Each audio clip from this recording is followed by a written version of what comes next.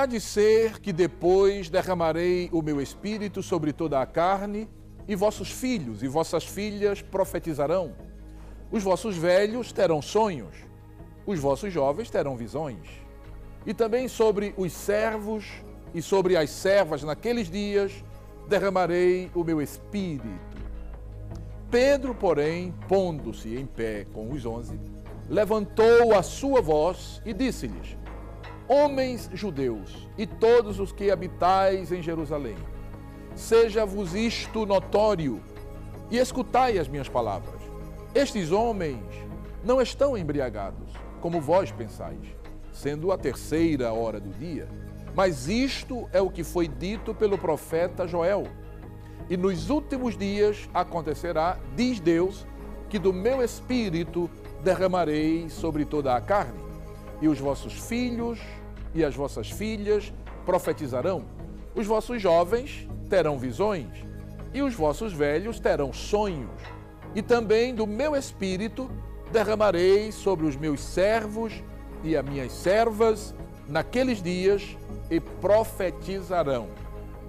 Livro do profeta Joel, capítulo 2, versos 28 e 29, e livro dos Atos dos Apóstolos, capítulo 2, versos 14 ao 18. Queridos, que a gloriosa paz de nosso bem-amado Senhor Jesus Cristo esteja presente sobre a vida de todos os nossos telespectadores. Nós estamos retornando para a realização de mais um programa, O que a Bíblia diz. Este é o programa de apologética da Igreja Evangélica Assembleia de Deus em Pernambuco. E eu quero, neste momento, na abertura do programa, mais uma vez, transmitir a saudação do nosso pastor presidente, do pastor Ailton José Alves, a você que tem prestigiado a audiência da Rede Brasil de Comunicação. Muito obrigado. Receba a saudação do nosso pastor, receba também o seu abraço, acompanhado do Salmo 133. E não esqueça de divulgar a programação da Rede Brasil de Comunicação. Rede Brasil Rádio, Rede Brasil TV.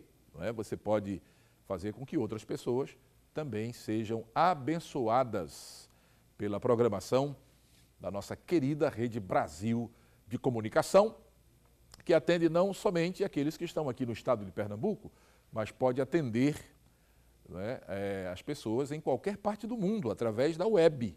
Então, a pessoa, inclusive, há um app que pode ser baixado, não é? No seu smartphone, no seu tablet. Você pode baixar o app da Rede Brasil TV e você pode assistir onde você estiver, não é? Através da internet, a programação, toda a programação da Rede Brasil de Comunicação.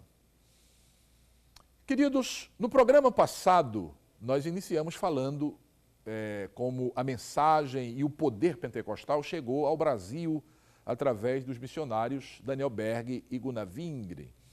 Hoje nós daremos continuidade a este assunto e vamos continuar abordando sobre como Deus utilizou esses 2 missionários suecos para acender a chama pentecostal em terras brasileiras. Bem, 6 meses depois da chegada a Belém, Gunnar Wingren foi convidado para dirigir um culto de oração em uma igreja tradicional. Quando eu digo igreja tradicional, eu estou me referindo à igreja não pentecostal, né? Até porque naquela ocasião ainda não havia pregadores pentecostais aqui no Brasil, né? Então, havia sim igrejas evangélicas, cristãs evangélicas, reconhecidas até hoje como igrejas, não é? Genuinamente evangélicas, mas eram igrejas tradicionais, ou seja, não eram igrejas pentecostais. E Gunnar Wingren foi convidado para dirigir um culto numa dessas igrejas tradicionais. E, durante o culto, ele falou da necessidade do crente de receber este revestimento de poder, ou seja, o batismo com o Espírito Santo, não é? E essa mensagem de Gunnar Wingren, claro, despertou o interesse por boa parte das pessoas que estavam presentes ali, né? A maioria dos que estavam presentes alegrou-se com aquela mensagem. E outras reuniões de oração foram realizadas em casas de crentes que desejavam saber mais, conhecer mais sobre esta doutrina, a doutrina pentecostal, do batismo com o Espírito Santo, da atualidade dos dons espirituais, e desejavam, inclusive, experimentar esta bênção, não é? Subsequente à bênção da salvação. E então outros cultos foram dirigidos por Gunnar Wingre em casas de alguns irmãos. No dia 8 de junho de 1911, a irmã Celina Albuquerque, orando em sua casa, juntamente com outros irmãos, foi a primeira evangélica brasileira a receber o cumprimento da promessa na sua vida. E aí ela foi batizada com o Espírito Santo e começou a falar em línguas estranhas, tal qual os cristãos primitivos no dia de Pentecostes. Você deve estar lembrado, não é? Que no início desta série nós falamos da origem do Pentecostes, lá naquele salão superior chamado Cenáculo em Jerusalém, exatamente no dia de Pentecostes, da festa de Pentecostes. O Espírito Santo foi derramado sobre a igreja, não é? Aconteceu a efusão do Espírito Santo e os crentes que estavam reunidos ali no cenáculo, obedecendo, seguindo a ordem e a orientação de Jesus, diz a Bíblia, que todos foram cheios do Espírito Santo e passaram a falar em outras línguas. Isso não foi diferente com a nossa querida irmã Celina Albuquerque, não é? Ela também foi batizada com o Espírito Santo, foi a primeira cristã brasileira, não é, a ser batizada com o Espírito Santo, e este fenômeno aconteceu depois que a nossa irmã Celina passou a ouvir a mensagem pentecostal. Não foram os missionários Daniel Berg e Gunnar Wingre que batizaram a irmã Celina. Quem batizou foi Jesus, não é? Agora, a irmã Celina ouviu a mensagem do Pentecostes, a mensagem pentecostal, e ela creu nesta mensagem. E, é claro, creu baseada no que a Bíblia diz, no que a Bíblia mostra, não é? E porque ela creu e buscou e foi orar e buscar a presença de Deus, ela foi a primeira, irmã Celina Albuquerque, foi a primeira crente brasileira a receber o revestimento de poder. É claro que hoje nós somos milhões, não é? Ou seja, os pentecostais, eu falo pentecostais genuínos, não é? A gente vai ver na nossa abordagem mais à frente que tem muita gente aí se passando por pentecostal, que de pentecostal não tem absolutamente nada. Estou falando pentecostais genuínos. Somos milhões no Brasil, não é? Estou me referindo ao Brasil. Mas começou lá, na casa da irmã Celina Albuquerque, com ela sendo a primeira crente batizada com o Espírito Santo em solo brasileiro. Pois bem, essa manifestação do poder de Deus naqueles primeiros irmãos pentecostais no Brasil, começando pela irmã Celina Albuquerque, levou a direção daquela igreja tradicional, não é? Igreja não pentecostal, a tomar uma posição. E assim, em uma reunião extraordinária daquela igreja, foi solicitado que todos os que estivessem de acordo com a nova doutrina, ou seja, com a doutrina pentecostal, se manifestassem, não é?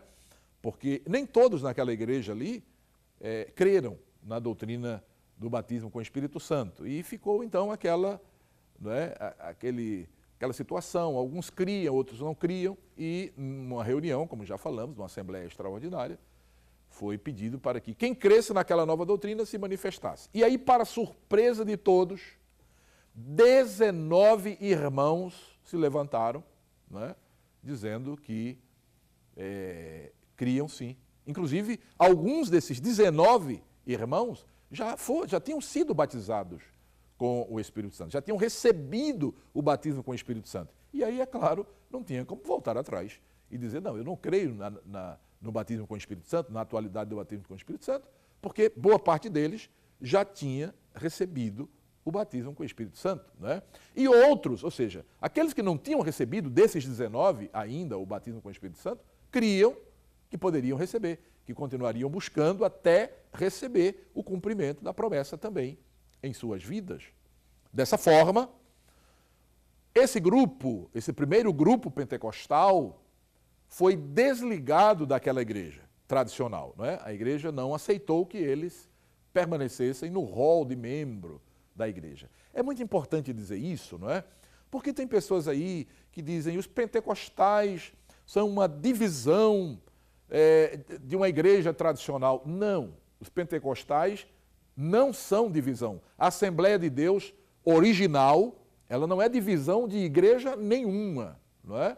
O que acontece é que a igreja tradicional,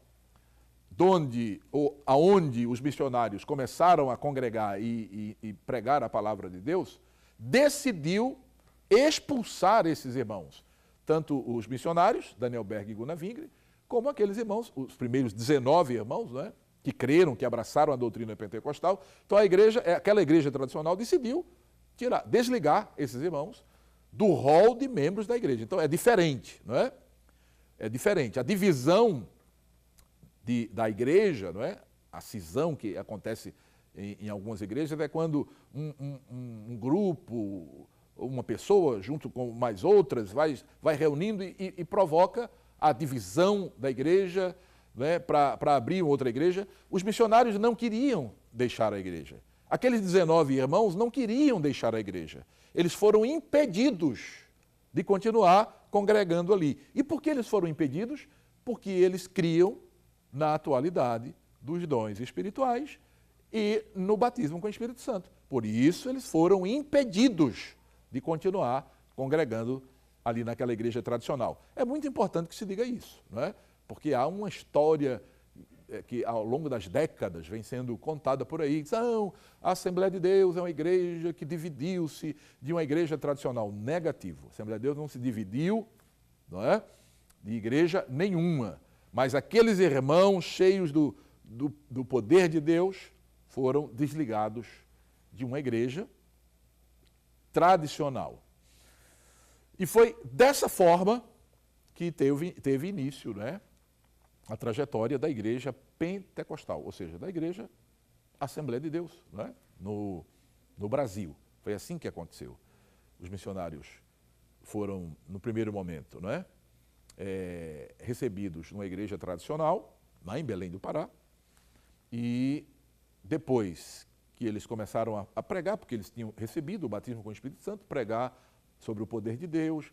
Irmã Celina Albuquerque foi batizada, outros irmãos também foram batizados, e aí a igreja se reuniu em assembleia e disse, olha, quantos aqui aceitam essa doutrina aí do batismo com o Espírito Santo? 19 se levantaram.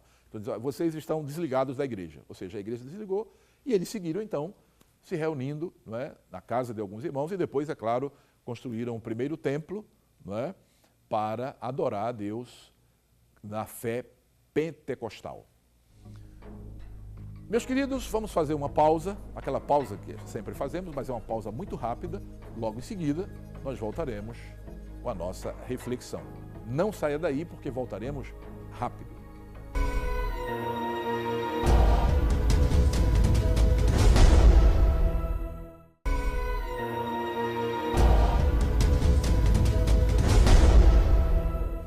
Que maravilha! Estamos de volta com o programa O que a Bíblia diz. Eu não disse que era rápido? Foi muito rápido a pausa, não é? Muito bem, eu vou mais uma vez transmitir a saudação do nosso pastor, porque certamente outras pessoas ligaram agora o aparelho de televisão ou mesmo estão acessando através da internet. Então, recebam a saudação do nosso pastor presidente, não é? Acompanhada do Salmo 133 e do seu abraço fraternal, não é? O pastor Ailton José Alves, pastor presidente da igreja, abraça a todos vocês, telespectadores da Rede Brasil de Comunicação. Meus queridos, nós estamos falando um pouco da história, não é, do Pentecostes, do pentecostalismo, ao longo, aqui no Brasil, né? Começamos falando aqui no Brasil, ao longo aí destes 100 anos, não é? Como Deus usou 2 missionários suecos que foram para os Estados Unidos, nos Estados Unidos receberam o batismo com o Espírito Santo e lá o Senhor os designou para que viessem aqui para solo brasileiro e aqui pregassem o Evangelho não é pentecostal. O que é o evangelho pentecostal? É o evangelho de Cristo, não é outro, não é? Porque o evangelho não pode mudar, é o mesmo, o evangelho de Cristo, pregado na unção do Espírito Santo. Esse é o evangelho pentecostal, não é? Não quer dizer que os irmãos não pentecostais, as igrejas não pentecostais, também não pregam o evangelho de Cristo. Não, não é isso que eu estou dizendo aqui, não é? Agora, a igreja pentecostal prega o evangelho de Cristo, que também é pregado pelas igrejas tradicionais. Eu vou reforçar mais uma vez. Quando eu digo igreja tradicional, eu estou me referindo à igreja não pentecostal. Então é o mesmo evangelho que a igreja pentecostal prega, só que a igreja pentecostal prega na unção do Espírito Santo. E é claro que isso faz toda a diferença, né? Pois bem, então falamos um pouquinho como chegou aqui ao Brasil, né? Agora, em Pernambuco. Bom, em Pernambuco não foi diferente, né? No ano de 1918, chegaram ao solo pernambucano os missionários suecos Joel e Cine Carlson, né? Inclusive, nós temos a honra, o privilégio de ter ainda entre nós, né, já com a idade bastante avançada, com mais de 9 décadas, né, a nossa irmã Ruth Carlson, que é a filha mais velha dos missionários Joel Carlson e Cine Carlson. A irmã Ruth Carlson é possível até que esteja nos assistindo agora. Agora, recentemente, né, na abertura das comemorações do centenário da nossa igreja aqui no estado, eu estive conversando com a irmã Ruth Carlson e ela disse: olha, pastor, eu assisto o senhor, eu assisto o programa O que a Bíblia diz. Então, irmã Ruth Carlson, se a senhora estiver nos assistindo, eu quero transmitir a saudação do nosso pastor e a saudação de todos os que fazem o programa O que a Bíblia diz. A senhora é uma pérola que Deus, não é, está mantendo, não é? E é claro que a senhora certamente sente muita alegria em ver o trabalho, como tem crescido, não é? O trabalho que o seu pai começou, que o seu pai junto com a sua mãe, irmã Cine Carlson, não é? Começaram aqui em Pernambuco, não é? Começaram aqui no nosso querido estado. A senhora mesmo disse que no começo não foi fácil, não é? A senhora gravou inclusive uma fala e todo mundo se emocionou ali naquele dia da abertura do centenário, né? A senhora gravou aquela fala dizendo: não foi fácil, meus pais sofreram, mas Deus abençoou o trabalho. Realmente Deus abençoou e tem abençoado cada vez mais, irmã Ruth, né? Então, foram os missionários Joel e Cine Carlson que no dia 24 de outubro, no bairro dos Coelhos, aqui pertinho, bem pertinho aqui, dos estúdios da nossa Rede Brasil, né? Deram início ao trabalho do Senhor, né? De forma oficial, né? Porque no período anterior veio Adriano Nobre, a gente vai falar um pouquinho sobre isso mais à frente, ok? Então, depois do dia 24 de outubro, logo após, se iniciou um trabalho na rua chamada Imperial. Aí essa que é pertinho aqui dos estúdios, aqui na frente do estúdio, né? Trabalho na rua Imperial. Indo em seguida para o bairro da Encruzilhada. Eu tive a oportunidade, não é, de conhecer ainda esse local aqui na rua Imperial. Eu tive a oportunidade de conhecer um local onde servia, não é, onde servia de templo para adorar o nome do Senhor. Depois foi para a Encruzilhada e em 1928 fundou-se o primeiro templo central da Assembleia de Deus em Pernambuco, lá na rua Castro Alves, lá na Encruzilhada, não é? Uma das ruas principais ali do bairro da Encruzilhada. Bem, dando prosseguimento à nossa abordagem, nós já falamos um pouco sobre a fundação da Igreja Assembleia de Deus no Brasil, não é? Estamos falando agora sobre a fundação da Assembleia de Deus em Pernambuco, não é? É claro, nós não poderíamos deixar de mencionar a fundação da nossa igreja aqui no nosso estado, em Pernambuco, não é? Pois bem, no ano de 1916, veja, 2 anos antes de chegarem aqui Joel Carlson e Cine Carlson, não é? Para registro, de acordo com o que a história narra. Não é? Então, no ano de 1916, os missionários Daniel Berg e Gunnar Vingre, aqueles dois primeiros que chegaram lá em Belém do Pará, em 1910, nós já falamos aqui, eles enviaram aqui ao Recife o irmão Adriano Nobre. Isso mesmo, não é? 1916. Esse irmão Adriano Nobre, ele também era membro, não é? Ou seja, um ex-membro de uma igreja tradicional, de uma igreja não pentecostal, lá em Belém do Pará. Mas quando ele ouviu a mensagem pentecostal, aí ele creu na mensagem, buscou o batismo e também recebeu o batismo com o Espírito Santo, e depois disso tornou-se um cooperador daqueles primeiros missionários, para que pregasse o evangelho ali na capital. Ele foi enviado aqui para pregar o evangelho, né, aqui na capital pernambucana.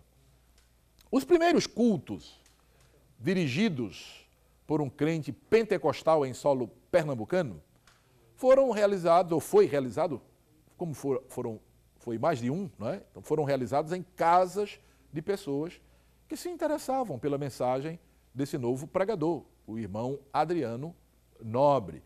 E aí, segundo registra o pastor Heraldo Omena, né, um escritor que tem assim, investido, né, na história, ele escreveu um livro sobre a história da Assembleia de Deus, né, pastor Heraldo Omena. O título do livro dele é Síntese Histórica da Assembleia de Deus em Pernambuco. Pastor Heraldo Omena pode até também estar nos assistindo neste momento. Se estiver, pastor Heraldo, saudamos o senhor com a paz do Senhor e enviamos a saudação do nosso pastor para o senhor. Pois bem, então, neste livro, Síntese Histórica da Assembleia de Deus em Pernambuco, pastor Heraldo Omena conta que o irmão Adriano era comandante de uma companhia de navegação e falava muito bem o inglês. Portanto, foi um instrumento de Deus para dar apoio aos missionários Daniel Berg e Gunnar Vingre, que eram recém-chegados, né, ao Brasil. Então veja que Deus prepara tudo, não é? Prepara tudo. Preparou o irmão Adriano Nobre para, de alguma forma, recepcionar e apoiar os missionários, né? Daniel Berg e Gunnar Vingre. Naquele primeiro momento eles não sabiam falar o português, né? Eles vieram aqui para o Brasil sem conhecer o português, mas com a ajuda, com o auxílio do irmão Adriano Nobre, eles foram aprendendo, não é, o português. Ou seja, Deus prepara tudo direitinho para que o nome dele seja glorificado. E esse irmão Adriano Nobre depois foi enviado por Daniel Berg e Gunnar Vingre para Pernambuco, em 1916, 2 anos antes da chegada de Joel Carson e Cine Carson. Pois bem, depois que ouviu a mensagem sobre a atualidade do batismo com o Espírito Santo e dos dons espirituais, o irmão Adriano Nobre foi impactado pela doutrina pentecostal e solicitou, àquela altura, né, a igreja tradicional já tinha desligado aquele grupo de irmãos e aqueles irmãos já tinham formado uma nova igreja, não é? Então ele solicitou filiação àquela igreja incipiente, aquela igreja que estava começando, que no primeiro momento o nome não era Assembleia de Deus, não. No primeiro momento era Missão da Fé Apostólica. Por que eles colocaram esse primeiro nome? Porque era o mesmo nome dado ao movimento lá da Rua Azusa. Você deve estar lembrado, você que está acompanhando, não é? Está lembrado do movimento de reavivamento que aconteceu lá na Rua Azusa, de onde esses missionários eram egressos, não é? Então foi o primeiro nome dado à igreja, que hoje é Igreja Assembleia de Deus no Brasil. Pois bem, o irmão Adriano Nobre foi também usado por Deus para ensinar a língua portuguesa, não só aos missionários Daniel Berg e Gunnar Vingre, mas a outros obreiros, como Samuel Nistron, aprendeu com eles, ou com Adriano Nobre. Otto Nelson também aprendeu com ele. Inclusive o casal Joel e Cine Carlson, não é? Que foram enviados pela igreja em Estocolmo, pastoreada pelo pastor Levi Petrus, não é? E no primeiro momento passaram lá, claro, em Belém do Pará, porque era onde estava a base, por assim dizer, missionária, não é? do Pentecostes. Então passaram primeiro lá em Belém do Pará, com o objetivo de aprender a língua portuguesa, para então iniciarem um trabalho para o qual foram enviados. Então vejam que o irmão Adriano Nobre também ensinou a língua portuguesa a Joel Carlson e Sidney Carlson. Mas por que estamos fazendo essa abordagem histórica? Não é? Alguém pode perguntar. Bem, o nosso objetivo é ajudar aquelas pessoas que porventura ainda não conheçam a história do movimento pentecostal, não é? Da Igreja Assembleia de Deus no Brasil, em Pernambuco, e a gente está tentando situar essas pessoas dentro da linha do tempo em relação àquilo que Deus tem feito em e através da sua igreja, não é? Da Igreja Evangélica Assembleia de Deus no Brasil e também em Pernambuco. Pois bem, meus queridos, então a Igreja Assembleia de Deus no Brasil começou assim, como estamos contando, não é? A Igreja Assembleia de Deus em Pernambuco também começou assim, como estamos contando. Ou seja, é uma história bonita, é uma igreja que tem história, é uma igreja centenária, não é? Não é uma igreja que, como disse, nasceu de um cisma, de uma divisão. Não, nada disso. A Igreja Assembleia de Deus não é divisão de igreja alguma. Estou me referindo à Igreja Assembleia de Deus original, não é? Hoje já existem algumas Assembleias de Deus aí, porque hoje tem muita Assembleia de Deus, não é? É outra coisa importante que você vai aprender ao longo dessa nossa abordagem, desta série, não é? Você vai aprender que existe Assembleia de Deus e Assembleia de Deus. Existem Assembleias de Deus hoje que são divisões, cisões de outras Assembleias de Deus. Me refiro à Assembleia de Deus original. Não é cisão, não é divisão de igreja alguma. Saiu de uma igreja evangélica, saiu de uma igreja evangélica tradicional, porque aquela igreja não aceitou, não recebeu o batismo, a pregação, a mensagem da atualidade do batismo com o Espírito Santo, ok? Pois bem, nós vamos concluir o programa por hoje e esperando que o Senhor nos permita, nos conceda a oportunidade de estarmos juntos, né, no próximo programa, dando continuidade a este assunto. A nossa oração é que a bênção do Senhor, a sua graça, a sua misericórdia, o seu favor continue derramado sobre a nossa vida, hoje e sempre.